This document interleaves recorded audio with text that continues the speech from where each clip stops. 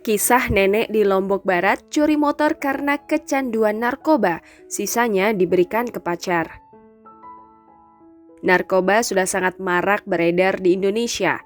Hampir semua orang bisa terpapar dan menggunakan narkoba, baik anak-anak hingga orang dewasa.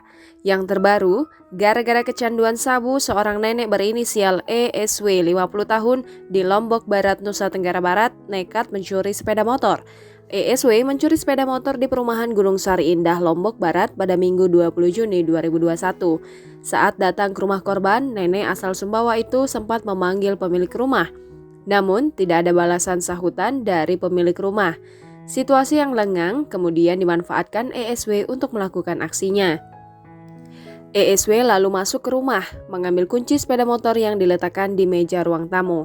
Kejadian itu baru diketahui setelah anak pemilik rumah tidak menemukan motor tersebut di garasi rumah. Korban kemudian melaporkan peristiwa itu ke polisi. Setelah melakukan penyelidikan, polisi menemukan bukti-bukti dan petunjuk dari keterangan saksi dan rekaman CCTV. ESW kemudian diringkus di rumahnya di BTN Gria Asri, Senteluk, Batu Layar. Dari hasil interogasi, sepeda motor yang dicurinya digadai ke temannya berinisial M. Barang bukti sepeda motor merek Mio J yang dikuasai M sudah disita. Sementara M juga diamankan karena bertindak sebagai penadah.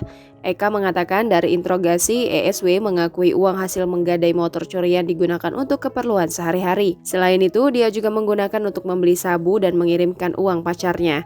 Wanita parubaya ini juga diketahui memiliki seorang pacar. Akibat perbuatannya, nenek ESW dijerat pasal 363 KUHP, ancaman hukuman 7 tahun penjara, sedangkan M dijerat pasal 480 KUHP, ancaman hukuman 4 tahun penjara. ESW mengaku tidak ada niat untuk mencuri. Dia mengambil motor itu hanya sekedar ingin meminjamnya. Saat dipertegas mengenai sepeda motor digadai, ESW tidak bisa memberikan alasan.